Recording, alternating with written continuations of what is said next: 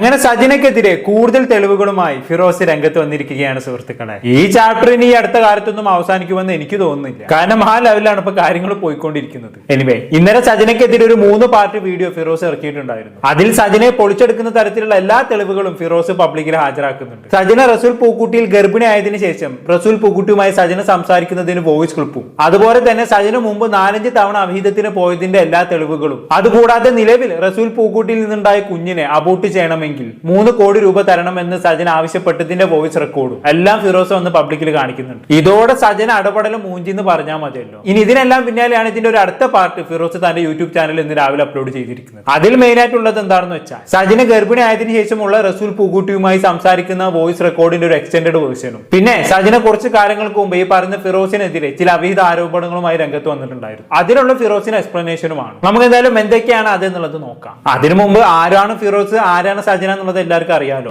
Big boss Malayalam season 2 പങ്കെടുത്ത ദമ്പതിമാരായിരുന്നു ഇവർ. അങ്ങനെ ബിഗ് ബോസ് എല്ലാം കഴിഞ്ഞ് ഇവർ ഡിവേഴ്സിലായി. ഡിവേഴ്സ് ആവാനുള്ള മെയിൻ കാരണം എന്താണ്? ഈ പറയുന്ന സജന റസൂൽ പൂക്കുട്ടി എന്ന് പറയുന്ന സിനിമ ആർട്ടിസ്റ്റുമായി അവിഹിതത്തിന് പോയി. അതന്നെ ഇപ്പൊ റസൂൽ പൂക്കുട്ടിയുമായി ശാരീരിക ബന്ധത്തിൽ ഏർപ്പെട്ട് സജന ഗർഭിണിയും കൂടിയാണ്. കൂടുതൽ അറിയണമെന്നുണ്ടെങ്കിൽ നമ്മൾ ഇന്നലെ ഇതുമായി ബന്ധപ്പെട്ട് ഡീറ്റെയിൽഡ് ഒരു വീഡിയോ ചെയ്തിട്ടുണ്ട്, അത് പോയി കണ്ടോക്കിക്കോളൂ. അപ്പൊ നമുക്ക് നേരെ ഇന്ന് രാവിലെ അപ്ലോഡ് ചെയ്ത ഫിറോസിന്റെ വീഡിയോയിലേക്ക് വരാം. ഇതിൽ ആദ്യം ഫിറോസ് കാണിക്കുന്നത് നമ്മൾ നേരത്തെ പറഞ്ഞ പോലെ റസൂൽ പൂക്കുട്ടിയും സജനയും സംസാരിക്കുന്നതിന്റെ ഒരു വോയിസ് റെക്കോർഡാണ്. ഇവിടെ റസൂൽ പൂക്കുട്ടിയെ സംബന്ധിച്ചിടത്തോളം പുള്ളിക്കാരന്റെ ആവശ്യം എന്ന് പറയുന്നത് കുഞ്ഞിനെ എങ്ങനെയെങ്കിലും അബോർട്ട് ചെയ്യണം എന്നുള്ളതാണ്. എന്നാൽ സജനന്റെ ആവശ്യമോ കുഞ്ഞിനെ എങ്ങനെയും വളർത്തണം എന്നുള്ളതാണ്. ഇതുമായി ബന്ധപ്പെട്ട് രണ്ടാളും അങ്ങോട്ടും ഇങ്ങോട്ടും വാദപ്രതിവാദം നടത്തുന്ന വോയിസ് റെക്കോർഡാണ് ഇപ്പൊ ഫിറോസ് പുറത്തുവിട്ടിരിക്കുന്നത്. നമ്മൾ എന്തായാലും ആ വോയിസ് റെക്കോർഡിലെ ചില ഭാഗങ്ങളൊന്ന് കേട്ടോക്കാം.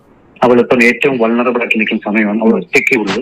ആര്? ഇങ്ങേരുടെ ഭാര്യ, അതായത് റസൂൽ പൂക്കുട്ടിന്റെ ഭാര്യ. പുള്ളിക്കാരി ഏറ്റവും വൾണറബിൾ ആയി നിൽക്കുന്ന ഒരു സിറ്റുവേഷൻ ആണ് പോലും. പുള്ളിക്കാരി ഒറ്റയ്ക്കാണ് പോലും. ഒരുത്തിയുമായി അവിഹിതത്തിന് പോയി അവളുമായിട്ട് പണിയിട്ട് അവളെ വയറ്റിലാക്കിയപ്പോഴാണ് ഈ ചങ്ങായിക്ക് ഓർമ്മ വന്നത് സ്വന്തം ഭാര്യ വൾണറബിൾ ആയിട്ടുള്ള സിറ്റുവേഷനിലാണ് അവൾ ഒറ്റയ്ക്കാണെന്നുള്ളത്. ഇതൊക്കെ ഉണ്ടല്ലോ പ്ലക്കാൻ പോണേന് മുന്നേ ചിന്തിക്കണമായിരുന്നു. ഇനിയിപ്പോ ചിന്തിച്ചിട്ട് കാര്യമില്ല റസൂൽ അണ്ണ. അതിനുള്ള സമയം കഴിഞ്ഞു പോയി. ചെയ്യാനുള്ളതെല്ലാം ചെയ്തു വെച്ചിട്ട് ആശാന് ഭാര്യയും മോശനുമായിട്ട് ഇറങ്ങിയേക്കുവാണ്. ഇതൊരു ബാക്കി പറ.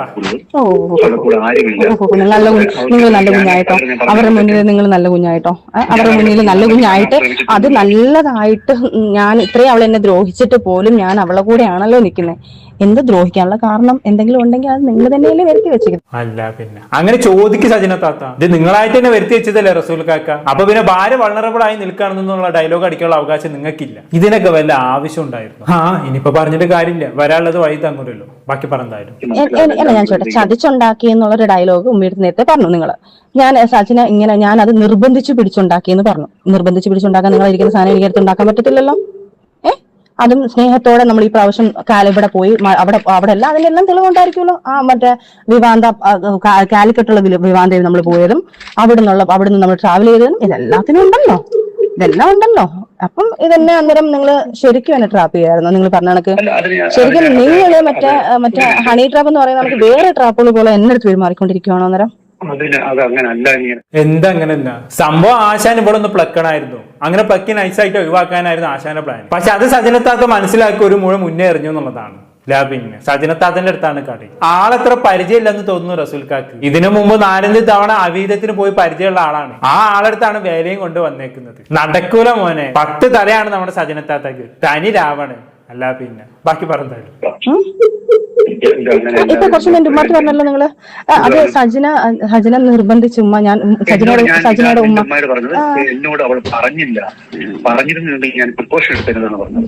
ഇതൊക്കെ പറഞ്ഞു ചെയ്യേണ്ട സംഗതികളാണോ റസൂൽ കാക്ക? നിങ്ങൾക്ക് എന്താ തലയിൽ ബുദ്ധി ഇല്ലേ? അല്ല അറിയാത്തോണ്ട് ചോദിക്കാം. സ്വന്തം ഭാര്യ അല്ലാത്ത ഒരുത്തിയുമായി പ്ലക്കാൻ പോകുന്ന സമയത്ത് പ്രിക്കോഷൻ എടുക്കണമെന്നും കോണിനെ കയ്യിൽ കരുതണം എന്നുള്ളതും കോമൺ സെൻസ് ആയിട്ടുള്ള ഒരു കാര്യമാണ്. എന്തിനു പറയുന്നു? നമ്മുടെ ഗവൺമെന്റ് വരെ ഇതിനെ കുറിച്ച് പരസ്യം ചെയ്യുന്നുണ്ട് അല്ലെ? കോണ്ടം ധരിക്കും, HIV തടയും, സുരക്ഷിതരായിരിക്കും എന്ന് പറഞ്ഞുകൊണ്ട്. പക്ഷെ എന്നിട്ടും നമ്മുടെ റസൂൽ കാക്ക അതിനെ കുറിച്ച് ഒരു അറിവുമില്ല പോലും. അത് സജനത്താത്ത പറഞ്ഞു കൊടുക്കണമായിരുന്നു പോലും. എന്താണ് റസൂൽ കാ? ഇതൊക്കെ ഒരാൾ പറഞ്ഞു കാണാൻ അറിയാൻ. സംഭവം ആശാന് സജനത്താത്തന്റെ മെൻസ്ട്രൽ സൈക്കിൾ നോക്കി പ്ലക്കാനായിരുന്നു പ്ലാൻ. ആ പ്ലാൻ അങ്ങ് തെറ്റി. അതൊന്നും ഒരിക്കലും സേഫ്റ്റി ആയിട്ടുള്ള കാര്യമല്ല മക്കളെ. എന്തായാലും സംഭവിക്കാനുള്ളതൊക്കെ സംഭവിച്ചല്ലോ. അത്രേ ഉള്ളൂ. ബാക്കി പറഞ്ഞാലും മറ്റേത് പോയി എന്നുള്ള കാര്യം പറഞ്ഞില്ല. ഞാൻ പറയുന്നുണ്ടല്ലോ, എനിക്ക് നിങ്ങളെ കുഞ്ഞിനെ എനിക്ക് ആവശ്യമാണ്, നമ്മൾ അത്രയും ആഗ്രഹിച്ചതാണ്, അന്നേരം പോയെന്ന് പറയുമ്പോൾ എനിക്ക് പേടിയാണ്. അത് ഞാൻ പറയുന്നുണ്ടല്ലോ. അത് ഞാൻ പറഞ്ഞില്ല എന്നുള്ളത് തെറ്റാണെങ്കിൽ ആൾക്കാർ പറഞ്ഞോട്ടെ. ഇത്രയും നാൾ ഞാൻ നിങ്ങളോട് ജീവിച്ചില്ലേ, അപ്പം എനിക്ക് അത് എന്റെ അവകാശമാണത്. അത് ആ കുഞ്ഞുണ്ടായ സമയത്ത് ആദ്യത്തെ ഒരു കുഞ്ഞിനെ കളഞ്ഞു, രണ്ടാമതൊരു കുഞ്ഞ് പോയി. പക്ഷെ അതെനിക്കിനി വീണ്ടും എനിക്കൊരു പിടി ആ കുഞ്ഞ് മാത്രമാണ്. എനിക്കിനി ഒരു ജീവിതം വേറൊരു ആണുമായിട്ട് ഇല്ലാതാണ്. എന്തോന്നാ പറഞ്ഞ് എനിക്കിനി ജീവിതം വേറൊരാളുമായിട്ട് ഇല്ല താരം. ആരാ ഈ പറയുന്നത്? റസൂൽക്ക് പോയി കഴിഞ്ഞാൽ അടുത്ത സെക്കൻഡിൽ തന്നെ അടുത്ത ആളായിട്ട് അവിഹിതത്തിന് പോകും. അങ്ങനെയുള്ള ആളാണ് പറയുന്നത് എനിക്കിനി ജീവിതത്തിൽ വേറെ ആരും ഇല്ല പോലും. ചുമ്മാ ചിരിപ്പിക്കല്ലേ താത്ത. നിങ്ങളുടെ ചരിത്രമൊക്കെ എന്താണെന്നുള്ള ഇവിടെ എല്ലാവർക്കും അറിയാം. അതുകൊണ്ട് അത് പറയല്ലേ നിങ്ങൾ. ബാക്കി പറഞ്ഞാലും എനിക്ക് എന്തായാലും എന്റെ ലൈഫിൽ എനിക്ക് അതിനൊന്നും നമ്മളൊന്നും നോ പറഞ്ഞില്ലല്ലോ. അവിടെ നിന്ന് സംസാരിച്ചു നമ്മളെല്ലാം ഓക്കെ ആയതിനു ശേഷമാണല്ലോ ആ സംസാരം ഫിറോസ് പറഞ്ഞല്ലോ. ഞാനിപ്പോ എന്റെ മെസ്സേജ് ഞാൻ പ്രഗ്നന്റ് ആണെന്നുള്ള സാധനങ്ങൾ ഇനി നിങ്ങൾക്ക് പറ്റത്തില്ല എങ്കിൽ അതായത് ഈ കുഞ്ഞ് അന്നമ്മ പറഞ്ഞ കണക്ക് ഇനി ഇത് നിങ്ങളുടേതാണോ എന്നുള്ളൊരു ഡൗട്ട് തോന്നുക അതിനുള്ള റിസൾട്ട് ഞാൻ അത് എടുത്തു തരാം. ഹേയ് യാതൊരു ഡൗട്ടും ഇല്ല. കുഞ്ഞ് റസൂൽ ഖാന്റെ തന്നെയാണ്. അതിൽ യാതൊരു സംശയവും വേണ്ട. ആ കാര്യത്തിൽ എത്തിക്സ് കീപ്പ് ചെയ്യുന്ന ആളാണ് കേട്ടോ സജനത്താത്ത. സജനത്താത്ത ഒരിക്കലും ഒരേ സമയം ഒന്നിലധികം അവിഹിതം കൊണ്ട് നടക്കൂല. ഒരു സമയം ഒരു അവിഹിതം. അതാണ് സജനത്താത്തന്റെ ലൈൻ. ഒരു അവിഹിതം ബ്രേക്ക് ആയാൽ മാത്രമേ സജനത്താത്ത അടുത്ത ആൾ തേടി പോകത്തുള്ളൂ. കഴിഞ്ഞ 2 കൊല്ലമായിട്ട് സജനത്താത്ത റസൂൽ ഖാന്റെ കൂടെ തന്നെയാണ്. അതുകൊണ്ട് തന്നെ കുഞ്ഞ് റസൂലിന്റേതാണെന്നുള്ളതിൽ യാതൊരു സംശയവും വേണ്ട. ബാക്കി പറഞ്ഞാലും അതും വേണമെങ്കിൽ നിങ്ങൾ ഇങ്ങനെ പറഞ്ഞെങ്കിൽ അത് നാളെ നിങ്ങൾ അതും പറയും. അതും പറയുന്ന ഒരു വ്യക്തിയാണെന്നുള്ളത് എനിക്ക് മനസ്സിലാവുന്നുണ്ട്. ഞാൻ നിന്നോട് ഒരു കാര്യം മനസ്സിലാക്കിയിട്ട് വളരെ ശ്രദ്ധയോടെ കേൾക്കണം, ക്ഷമയോടെ കേൾക്കണം. ഓക്കെ, എല്ലാവരും സംസാരിച്ച് ഇറങ്ങിപ്പോയതിനു ശേഷമാണ് നീ എന്നോട് ഈ കാര്യം പറയുന്നത്. ഞാൻ അതിന് വലിയ ഷോക്കായിരുന്നു. മനസ്സിലായോ? വളരെ ഷോക്ക്ഡോ? എന്ത് നിങ്ങൾ കുഞ്ഞു പോയോണ്ടോ? നീ അങ്ങനെ അല്ലല്ല നിങ്ങൾ കുഞ്ഞു പോയെന്നോ? അത് ഞാൻ ചോദിക്കട്ടെ, ഹാപ്പി കിട്ടാൻ വേണ്ടിട്ടോ, നിങ്ങൾ സന്തോഷിക്കാൻ വേണ്ടിട്ടോ? സങ്കടം അല്ലല്ലോ എന്തായാലും വരാൻ പോകുന്നത് അതിനകത്ത്. ആ കുഞ്ഞു പോയെന്നുള്ള സങ്കടത്തില് റസൂൽ പൂക്കുട്ടി വെറുതെ കരയല്ലോ ചെയ്യുന്നത്. ഷോക്കഡ് തേങ്ങാ കൊല. ഈ ചങ്ങായി പടകം പൊട്ടിച്ച് ആഘോഷിച്ചിട്ടുണ്ടാകും. ഇവര് തമ്മിൽ ഒരുപാട് വട്ടം ശാരീരിക ബന്ധത്തിൽ ഏർപ്പെട്ടിട്ടുണ്ട്. അതിന് മുമ്പ് 2 തവണ അബോട്ടായി പോയതുമാണ്. ഇത് 3ാമത്തെ തവണയാണ് റസൂൽ പൂക്കുട്ടിയിൽ സജന ഫിറോസ് ഗർഭിണിയാകുന്നത്. അപ്പൊ 2 തവണ അബോട്ടായി പോയതിനെ കുറിച്ചാണ് ഈ പറയുന്ന റസൂൽ പൂക്കുട്ടി പറഞ്ഞത് താൻ ഷോക്കഡായി പോയി എന്നുള്ളത്. ഒരു ഷോക്കഡും ഇല്ല. ഓരോ തവണ അബോഷം സംഭവിക്കുമ്പോഴും ആശാൻ ഇവിടെ പടകം പൊട്ടിച്ച് ആഘോഷിക്കുന്നുണ്ടാവും. കാരണം അതാണല്ലോ ആശാന്റെ ആവശ്യം. പ്ലക്ക അബോഷം നടത്താം, പ്ലക്ക അബോഷം നടത്താം, പ്ലക്ക അബോഷം നടത്താം. തന്നെ ബാക്കി രണ്ടൊക്കെ എന്തായാലും അതെന്തായാലും ഉണ്ടാകുന്നില്ലല്ലോ അവിടെ. അതിന്റെ ഇടയ്ക്കും ഈ കുഞ്ഞ് പോകുന്നതിന്റെ ഇടയ്ക്കും ഞങ്ങൾ ചോദിച്ചത് ഞാനും അന്നമ്മയും കൂടെ ഈ കുഞ്ഞ് പോയി കഴിഞ്ഞാൽ എന്ത് ചെയ്യും, അത് വേണം. അപ്പോഴും ഞാൻ പ്രതീക്ഷിക്കുന്നത് ഒരു പക്ഷേ ഞാൻ അന്ന് പറഞ്ഞേനെ, അന്നേരം നിങ്ങൾ അപ്പോഴെങ്കിലും നിങ്ങൾ പറഞ്ഞേനെ എന്ന് വിചാരിക്കുന്നത്. കാരണം എനിക്ക് ലണ്ടനിൽ നിന്ന് UAE നിന്ന് എനിക്ക് മെഡിസിൻ എടുത്തുകൊണ്ട് വരുന്നു, കുഞ്ഞിന് കൊടുക്കാനുള്ള പ്രൊട്ടക്റ്റ്, കുഞ്ഞിന് ഇത്രയും കെയറിംഗ് ആയിട്ട് ചെയ്യണം എന്നുള്ള സാധനങ്ങൾ നിങ്ങൾ അക്സെപ്റ്റ് ചെയ്തു എന്ന് പറഞ്ഞു കഴിഞ്ഞാൽ നമ്മൾ മ്യൂച്വലായിട്ട് എടുത്തൊരു തീരുമാനം കുഞ്ഞിനെ കണ്ടിന്യൂ ചെയ്യുന്നു എന്ന് പറഞ്ഞതിന് ശേഷം അത്രയും കെയറിംഗ് ആയിട്ട് നിന്ന ഒരാള് എന്റെ വീട്ടിൽ നിന്നാലും എന്റെ ഇവിടുന്ന് പറയുമ്പോഴായാലും നിങ്ങൾ എന്റെ വീട്ടുകാർ പറയുന്നത് അതെങ്ങനെയെങ്കിലും അതിനെ കൊല്ലാൻ നോക്ക്, ആ കുഞ്ഞിനെ കൊല്ലാൻ നോക്ക് എന്ന് തന്നെയാണ് നിങ്ങൾ പറഞ്ഞോണ്ടിരുന്നത്. ശരി, വീട്ടുകാരടുത്ത് അങ്ങനെ പറഞ്ഞു. ഇമാതിരി സംഗതികൾക്കൊക്കെ ഈ സജനെ വീട്ടുകാർ കൂട്ടു നിൽക്കുന്നുണ്ടല്ലോ, അതാണ് എനിക്ക് ഏറ്റവും വലിയ അത്ഭുതം. സ്വന്തം മോൾ ഒരുത്തനുമായ അവിഹിതത്തിന് പോയിട്ട് ഗർഭിണിയാകുമ്പോൾ അതിന് കൂട്ടു നിൽക്കുന്ന വീട്ടുകാരിഷ്ടം. അത് 2-3 തവണയാണ് അവള് ഗർഭിണിയാവുന്നത്. ഇതിനൊക്കെ കൂട്ടു നിൽക്കുന്നവളുടെ വീട്ടുകാരെ പറഞ്ഞാൽ മതിയല്ലോ. ബാക്കി പറഞ്ഞാലും എടുത്ത് കാണിക്കുന്ന. അതുകൊണ്ട് ഈ കുഞ്ഞു തന്നെ നീ എങ്കിലും ഒരു റിലേഷൻഷിപ്പിൽ പാർട്ട്നേഴ്സ് കീപ്പ് ചെയ്യേണ്ട ഒരു എത്തിക്സ്, ഒരു 2 പാർട്ട്നേഴ്സ് കീപ്പ് ചെയ്യുന്ന ഒരു ട്രൂത്ത്ഫുൾനെസ്, സത്യസന്ധത അത് നീ കാണിക്കില്ല. എന്തോന്നാ പറഞ്ഞ് എത്തിക്സോ? അതും അവിഹിതത്തിന്. ചുമ്മാ ചിരിപ്പിക്കാതെ പോവണ്ണ. ചെയ്യുന്നതേ എത്തിക്സ് ഇല്ലാത്ത പരിപാടിയാണ് അവിഹിതത്തിന് പോകാന്നുള്ളത്. എന്നാൽ അതിൽ എത്തിക്സ് നോക്കുന്ന അണ്ണന് ഇഷ്ടം. മറ്റേ ചതിയിൽ വഞ്ചന ഇല്ലാന്നുള്ള ഡയലോഗ് കേട്ടില്ലെങ്കിൽ എനിക്ക് ആ ഡയലോഗാണ് ഓർമ്മ വരുന്നത്. ബാക്കി പറഞ്ഞാലും എന്ത് കാണിച്ചിട്ടില്ല. നിങ്ങൾ സ്നേഹത്തോടല്ലേ എന്റെ കൂടെ വന്നിട്ടുള്ളത്? ഞാൻ ചോദിക്കട്ടെ അല്ലല്ല നിങ്ങൾക്ക് വേണ്ട എങ്കിൽ ആദ്യം ഒന്ന് അബോട്ടായതാണല്ലോ. അപ്പൊ ഞാൻ പറയുന്നു ശരി, പ്രൊട്ടക്ഷൻ എടുക്കുന്നത് എനിക്കത് ഇഷ്ടമല്ല എന്ന് ഞാൻ പറയുന്നുണ്ട്. അപ്പം നിങ്ങൾ നിങ്ങളെ സേഫ്റ്റി നോക്കിക്കൂടായിരുന്നു. ശരി, അപ്പൊ സജനത്താത്ത ആദ്യം ബന്ധപ്പെടുന്നതിന് മുന്നേ വാൻ ചെയ്തിട്ടുണ്ടായിരുന്നു അല്ലേ? പ്രൊട്ടക്ഷൻ ധരിക്കാനും കോണ്ടം ധരിക്കാനൊക്കെ വാൻ ചെയ്തിട്ടുണ്ടായിരുന്നു. പക്ഷെ ആശാൻ അത് കേട്ടില്ല. എന്ത് കോണ്ടെന്നാണ് അങ്ങോട്ട് വലിച്ചെറിഞ്ഞിട്ട് ആശാൻ അങ്ങോട്ട് പ്ലക്കൽ പരിപാടി തുടങ്ങി. അതുകൊണ്ട് ഇപ്പൊ എന്തായി, എല്ലാ പുകിലുകളും നടന്നു. ഇവരുടെ അവിഹിതം വരെ ഇപ്പൊ പുറലോകം അറിഞ്ഞു. ഇപ്പൊ റസൂൽ പൂക്കുട്ടി ചിന്തിക്കുന്നുണ്ടാകും അന്നേ കോണ്ടം ധരിച്ചാൽ മതിയായിരുന്നു എന്നുള്ളത്. അതാണ് പറയുന്നത്, ചെയ്യേണ്ട കാര്യങ്ങൾ ചെയ്യേണ്ട സമയത്ത് ചെയ്യണം എന്നുള്ളത്. ഒന്നില്ലെങ്കിൽ 2 വട്ടം അബോഷം സംഭവിച്ചതല്ലേ, അതിൽ നിന്നെങ്കിലും ഒരു പാട് ഉൾക്കൊണ്ട് വീണ്ടും പ്ലക്കാൻ പോകുമ്പോൾ ഒരു പ്രിക്കോഷൻ എടുത്തൂടെ? എന്താ ചങ്ങായി, സിനിമയിൽ സൗണ്ട് കൊടുക്കാനുള്ള ബുദ്ധിയേ ഉള്ളൂല്ലേ? ഇങ്ങനത്തെ കോമൺ സെൻസ് ഒന്നും ഇല്ലാന്ന് തോന്നുന്നു. വരും ബാക്കി പറ. അപ്പം നിങ്ങൾക്ക് ഇനി ഒരു കുഞ്ഞുണ്ടാവുന്നുള്ളത് അറിയാമല്ലോ. അപ്പൊ ഞാൻ ചോദിക്കട്ടെ, ആ ഒരു കുഞ്ഞുണ്ടാവുമ്പോൾ ഞാൻ അത് നേരത്തെ പറഞ്ഞിട്ടുള്ള ആ ഒരു കുഞ്ഞുണ്ടായി കഴിഞ്ഞാൽ ഇനി ഒരു കുഞ്ഞുണ്ടായാൽ ഞാൻ കളയിലേക്കാം. എനിക്കത് പറ്റത്തില്ല. കാരണം ഞാൻ അന്ന് പോലും ആ ഒരു കോമയിൽ പോയത്, ഈ കുഞ്ഞ് പോയപ്പോ പോലും ഞാൻ എനിക്കറിയാം ഞാൻ അത് ഭയങ്കര മാനസികമായിട്ട് വിഷമിച്ചിരുന്നു. ഞാൻ അതിൽ എനിക്കൊരു കുഞ്ഞിനെ തന്നത്, വീണ്ടും ഒരു കുഞ്ഞിനെ തന്നത് അള്ളായിട്ടാ തന്നത് എനിക്കത്.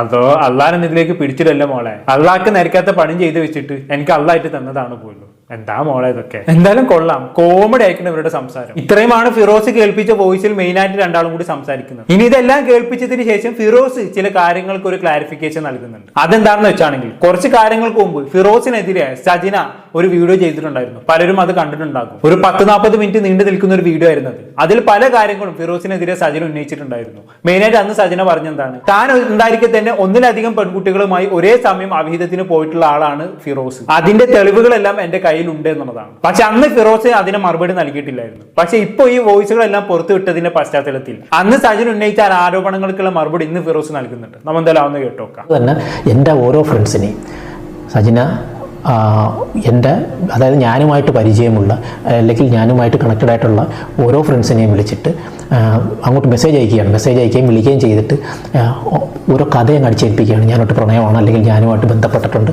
എന്നൊക്കെ പറഞ്ഞിട്ട്. അപ്പോൾ ഇവരൊക്കെ എന്നെ സത്യത്തിൽ ഈ വീഡിയോ വന്നപ്പോൾ ഇവരൊക്കെ വിളിച്ചിട്ടാണ് ഞാൻ അറിയുന്നത് ഇങ്ങനെ വീഡിയോസ് അങ്ങനെ ഇട്ട കാര്യം തന്നെ. അവർ വിളിച്ചിട്ട് പറഞ്ഞ് ഇത് കണക്ക് ഞങ്ങളെ വിളിച്ചിട്ട് ഇങ്ങോട്ട് അവർക്ക് വട്ടുണ്ടോയെന്നാണ് ചോദിക്കുന്നത്. ഞങ്ങളെ വിളിച്ചിട്ട് ഇങ്ങോട്ടൊരു കഥ അടിച്ചേൽപ്പിക്കുകയാണ്. അത് കണക്ക് ഒരു കുട്ടിയെടുത്ത് വിളിച്ച് പറയുന്നത്. അതായത് നിങ്ങൾ ആലോചിച്ച് നോക്കണം, പോക്സോ വരെ എനിക്ക് ചുമത്താനുള്ള പരിപാടി അവൾ വെച്ച് ഒരു അതായത് മകളുടെ പ്രായമുള്ളൊരു കൊച്ചുമായിട്ട് ഞാൻ പിന്നെ ആ കൊച്ചിനെ ഞാൻ പീഡിപ്പിച്ചു എന്ന് പറഞ്ഞിട്ടൊരു കഥ, ചെറിയ കഥയല്ല ഉണ്ടാക്കിയിരിക്കുന്നത്. എന്നിട്ട് ഇതിന് തെളിവുണ്ടാക്കാൻ വേണ്ടി ഇവൾ കിടന്നുള്ള തത്രപ്പാട്. അങ്ങനെ ഒരു കുട്ടിയെ വിളിച്ചിട്ട് ഇവൾ, അതായത് എനിക്ക് ആരൊക്കെ പരിചയമുണ്ടോ ഇവരെല്ലാം വിളിക്കണം. അപ്പം വിളിച്ചിട്ട് ആ കുട്ടിയെടുത്ത് എനിക്കെതിരെ ഒരു ഓഡിയോ ഇട്ട് തരുമോ എന്നൊക്കെ ഉള്ളത്. ഭാഗ്യത്തിന് ആ കുട്ടിയുടെ മൊബൈൽ റെക്കോർഡ് ആയതുകൊണ്ട് ഈ ഇങ്ങനെയുള്ള ഓഡിയോസും കാര്യങ്ങളും, അതായത് ഒരു സാഹിത്യം എവിടെയെങ്കിലും നമ്മൾ സംസാരിക്കുകയോ മീറ്റ് ചെയ്തിട്ടുണ്ടെങ്കിൽ അതിനകത്ത് ഇവൾ ബന്ധപ്പെട്ടെന്നുള്ള രീതിയിൽ അങ്ങ് ആക്കുകയാണ്. ഇല്ലാത്ത കാര്യങ്ങൾ അങ്ങ് അടിച്ചേൽപ്പിച്ചിട്ട്, കാരണം എന്തെങ്കിലും ഒരു തെളിവോ ഒരു സംഭവങ്ങളോ എനിക്കെതിരെ കൊണ്ടുവന്നിടാൻ വേണ്ടിയിട്ട് പല കളികളും ഇവിടെ നോക്കി. അതിന് കിടന്ന് കാണിച്ച തത്രപ്പാട്. ഈ വിഷയം പറഞ്ഞിട്ട് ഈ വീഡിയോയുടെ കാര്യങ്ങൾ ഞാൻ അറിഞ്ഞിട്ട് ഞാൻ ഈ വീഡിയോ കണ്ടിട്ട് ഞാൻ സജിനയെ വിളിച്ചു. അതായത് ഒരിക്കലും ഇവിടെ ഇത്രയും ക്രിമിനലാണെങ്കിലും ഇങ്ങനെ ഒരു വീഡിയോ ഇടുമെന്ന് ഞാൻ ഒരിക്കലും പ്രതീക്ഷിച്ചില്ല. കാരണം ഇങ്ങനെ കള്ളം പറയാൻ പറ്റുമോ ഒരു മനുഷ്യന് സമൂഹത്തോട്? അത് എല്ലാം ഓപ്പോസിറ്റായിട്ടുള്ള കാര്യങ്ങൾ, എല്ലാത്തിൻ്റെ രേഖാമൂലമുള്ള കാര്യങ്ങൾ എൻ്റെ കയ്യിലാണ്. അതായത് വീടിൻ്റെ കാര്യമായിക്കോട്ടെ, ബൈക്കിൻ്റെ കാര്യമായിക്കോട്ടെ, അല്ലെങ്കിൽ മറ്റു കാര്യങ്ങളായിക്കോട്ടെ, എല്ലാ കാര്യങ്ങളും പോക്സോ ആയിക്കോട്ടെ, പ്രണയത്തിൻ്റെ കാര്യങ്ങൾ, ഇങ്ങനെ തുടങ്ങി എല്ലാം ഓപ്പോസിറ്റായിട്ടുള്ളൊരു കാര്യം ഒരാൾക്കും ലോകത്ത് പറയാൻ പറ്റില്ല. അപ്പോൾ ഇത്രയും കല്ല് വെച്ച് നോക്കാൻ വന്ന് എന്തൊരു തന്മയത്തോടെ, ഇത്രയും നല്ല അഭിനേത്രിയാണ് നമ്മുടെ ജീവിതത്തിൽ ആണെന്ന് എനിക്കറിയാം. പക്ഷേ ഒന്നാം തരം കേട്ടോ. അങ്ങനെ അവൾ വന്നത് പറഞ്ഞപ്പോൾ ഞാൻ ശരിക്കും അപ്സെറ്റായിപ്പോയി. കാരണം ചെറിയ കാര്യമല്ലല്ലോ, ഈ കുഞ്ഞിനെയും ബാധിക്കില്ല. കുഞ്ഞിൻ്റെ തന്ത ഇങ്ങനെയുള്ളവരാണെന്നുള്ളത് കള്ളക്കഥയിൽ കൂടിയായാലും ജനം വിശ്വസിക്കത്തില്ലേ. ഞാൻ ഉടനെ സജിനെ വിളിക്കുകയാണ്. ഈ വിളിക്കുമ്പോൾ ഉള്ള രസം എന്ന് പറയുന്നത്, നമ്മൾ അപ്സെറ്റായിട്ടാണ് വിളിക്കുന്നത്, മൈൻഡ് ഔട്ടായി നിന്ന് വിളിക്കുന്നത്. ഈ സമയത്ത് അവൾ ഓരോ പുതിയ കഥ ഈ മറ്റേ പിള്ളേരെയും അവരെയൊക്കെ വിളിച്ചാണ് അടിച്ചേൽപ്പിക്കാൻ നോക്കുന്നത്. അതായത് നിങ്ങൾ അതായത് ഞാനൊരു കാര്യം ചെയ്തു അങ്ങോട്ട് പറയുന്ന കേൾക്കുന്നില്ല, നമ്മളതങ്ങ് ഉണ്ടാക്കിയെടുക്കുകയാണ്. നമ്മൾ അപ്സെറ്റായി നിൽക്കുകയാണ് ആ സമയത്ത്. അപ്പം ഓരോരോ കഥ നമ്മളെന്ന് അത് റെക്കോർഡ് ചെയ്യുന്നു.